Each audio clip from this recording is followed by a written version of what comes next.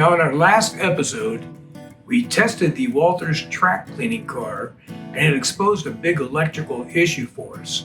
Now, the cars just kept stalling. Every time we'd run the loco through certain areas, it would just stop, and we'd have to push it along. So I got out the multimeter, I went around and started checking my voltages, and I went underneath to see if I could figure out where this electrical gremlin was. Well, when I went under the layout, I come to realize the gremlin was me. Now, we were so excited to get this final loop put together, and we're in such a rush to get our locomotives running again, that we just completely bypassed and skipped putting feeder wires in almost 75 running feet of track. Now, you can't rely on rail joiners to transfer the power. Over time, those are going to get loose, they get dirty, contract and expand. So you're not going to have consistent power all the way through. So today, we're going to go ahead and fix that, and I'll show you how we go about fixing all this. So we're going to get our tools together. The soldering iron, flux, soldered. We need our wire, some cotton swabs, along with isopropyl alcohol, suitcase connectors, a wire stripper, and a set of pliers. Now here's what I'm talking about with our joiners here. Now you can see these joiners, they weren't soldered. They can be moved back and forth, and I left it that way to allow for a contraction and expansion as the seasons changed. You can see this area, it did solder the rail joiners, so we're going to get good connectivity through here. When you look underneath the track, you can see my 3 bus lines. For the bus line on the inside and the center, I did run feeder wires, but you can see there is not a single feeder wire on the blue and white bus line at all. Okay, so I marked out everywhere I want to put a feeder line in, and I made a mark on here, and I'm going to just go around and start drilling the holes right next to the rails. I'm using a real long drill because I've got areas where I've got a lot of foam and riser to go through, and this seems to fit the bill.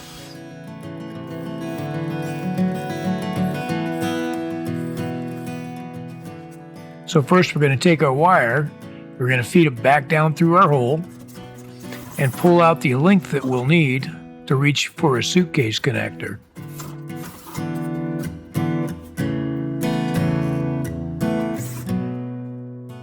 So here I'm going to use suitcase connectors to hook these up.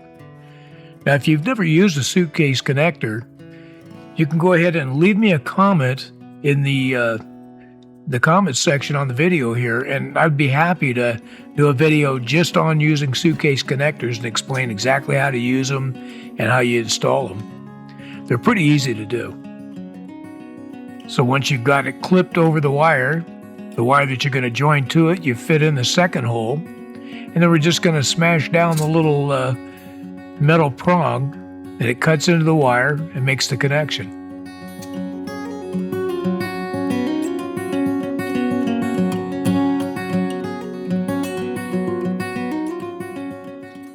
That's really all there is to it. The hard part is getting these clasps to stay shut.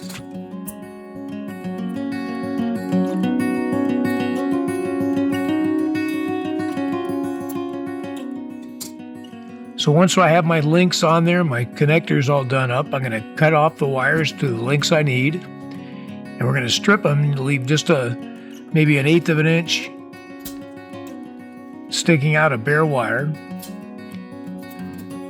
And then we're going to take our pliers, we're going to put a 90-degree bend in it.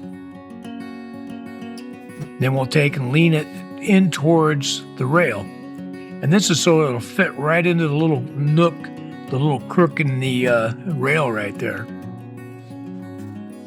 So you want to take and make sure you clean the area that you're going to solder to. You want to make sure you get a good connection with the solder. So I take my little round file and I just kind of scuff it up a little bit, and then I'll come back and clean it with a swab of some isopropyl alcohol. So then we want to add some flux because it helps your solder to flow. We'll put a little flux on the rails. and we'll put some flux on the wires themselves. So now we can tin the wires, and then we're going to add a little tinning to the rail. And here you want to be careful because you can really easily start melting the ties. So you want to try and get on and off it as quick as you can. And sorry for this angle, it's really hard to take video when you're working in this little close area. So now that we've got everything soldered, I'm going to pull the wires down and I'm going to position them right into the rail where I want them to be. And once it's in there, you can just touch it, get it started, and if you need to, you can add a little more solder. Just be mindful of your ties so you're not melting the ties.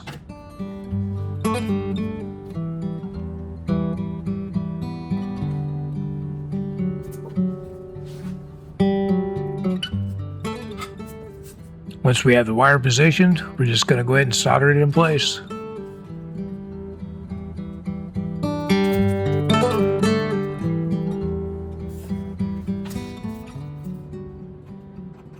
And after we solder, you want to go ahead and clean up any solder that may have got on top of the rails. And you want to clean the flux off. And we'll do that with an isopropyl alcohol. Now I use a file and I'm very careful to very lightly do this. I want to make sure I'm only knocking off any solder that got on top of the rail. I don't want to scratch up my rails too much because then it tracks dirt and it's kind of a problem. But once you got it clean, you're all done. Now only 19 more sets to go. So I find it's easiest when you're doing this to go ahead and place all your wires that you want to solder. So you're doing the same thing repeated over and over and over. So I'm going to place the wires in here, and then I'm going to move along and place them in all the other positions and hook up the suitcase connectors. And once I'm done doing all the positions, I can come back through and just solder all of the wires. Now some of these where I'm going through the risers on here, it's really hard to feed that wire down through there. It keeps getting stuck or poking out the side. And so I'll have to run that drill through numerous times to get the hole wide enough on the bottom to get the wire through.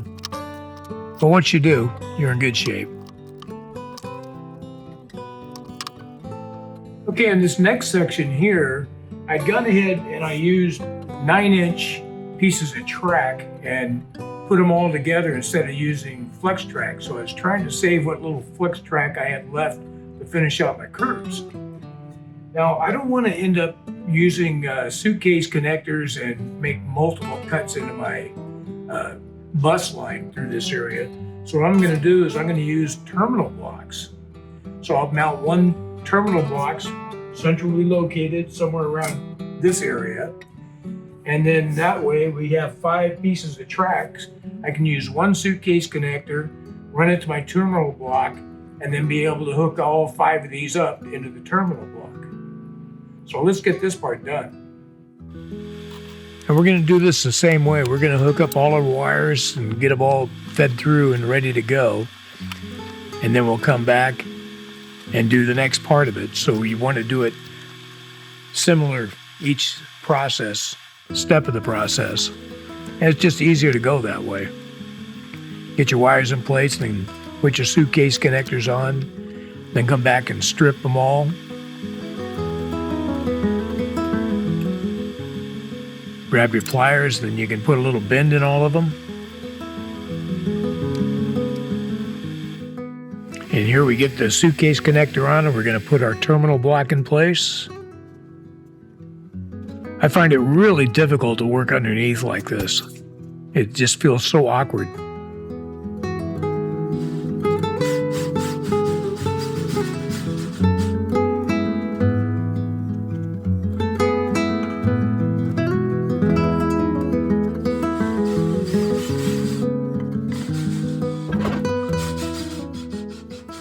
Once you have the terminal block in place, we can take the 2 feeders coming off of our bus line.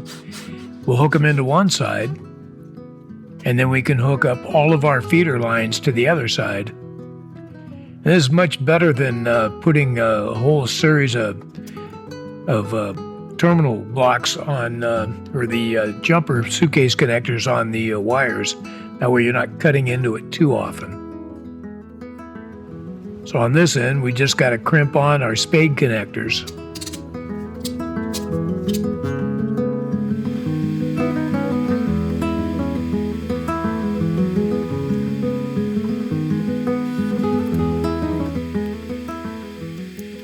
Now we can start hooking them up.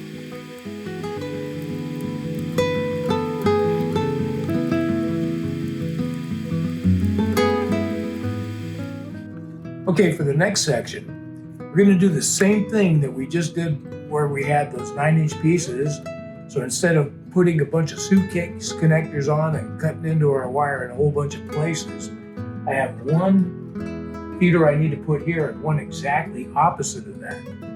So we're going to use the same thing. I got a 4-position terminal block. We'll put it in there and be able to hook up both up with one suitcase connector set. And then up behind me, I have one at the curve here and one on the opposite side of the curve. And we're going to do that same thing with the other 4-position suitcase connector. So this keeps us from having to make too many slices into the insulation on the wire. So we'll make sure we're not damaging the wire as we go. So let's get these parts done. So we're fortunate in this location that we already had a terminal block for the blue and white bus line. So we can just apply another terminal block and go ahead and hook in our power right off of there. Now we can just run the feeder lines on either side of the peninsula and run them right over to the terminal block. No need for a suitcase connector. And here we put our terminal block in the area up around the side at the top of the curve and be able to hook our 2 feeder lines in right there.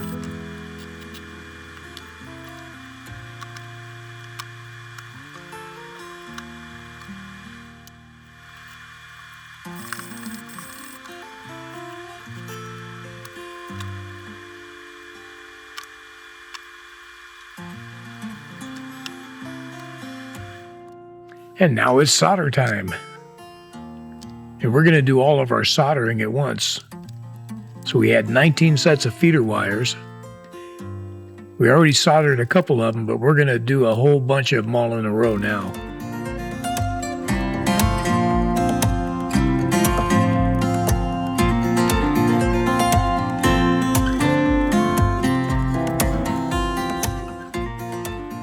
So one of the things, the inside rail, it's difficult to see back there. As you can see, I'm using a makeup mirror and positioning it to where I can look into the mirror and see what's going on. It takes a little practice because you keep wanting to go the wrong way because you're looking at a mirror image, but it definitely is helpful.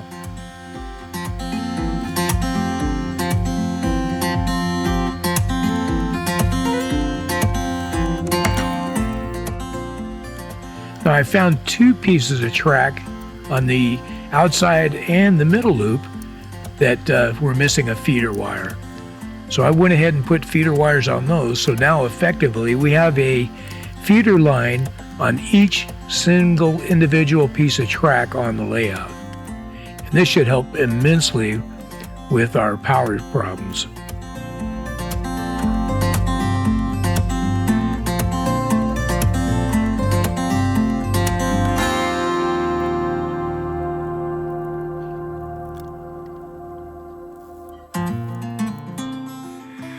So I like this soldering iron real well. It works really good. But I've been looking at the ones that are cordless and been thinking now how much easier it would have been to use something like that for this kind of work.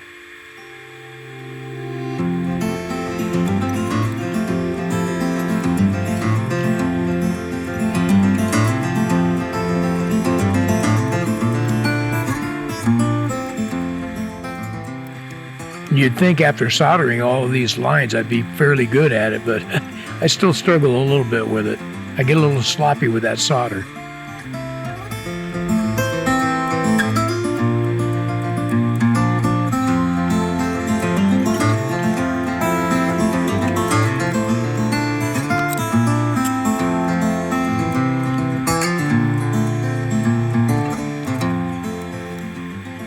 course, after doing all this work, we're going to go back through with our cleaning car. We're going to clean the tracks again real well. Getting your hands on these tracks so much, you're getting all kinds of oil and dirt stuff on there. And that can't be helped.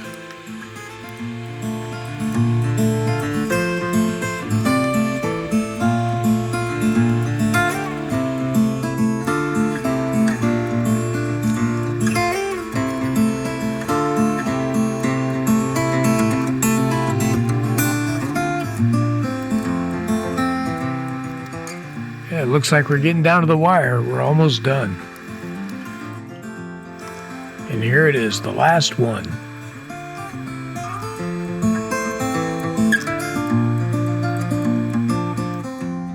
All right. So now you can see we've got really good power. You'll see the light's not flickering at all in the cab, whereas before we got a lot of flickering from the light. And it's running nice and steady. There's no hesitation at all.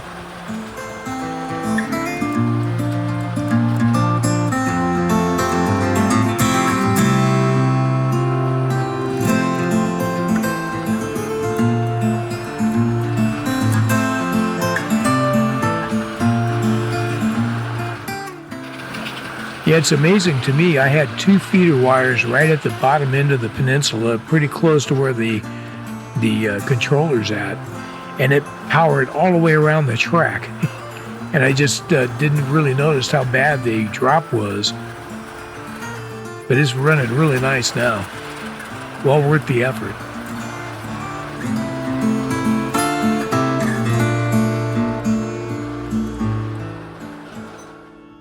Well, there you go. We're so glad we're finally able to run trains again and everything's come together. And we are really relieved that the solution to this problem is something very simple and basic.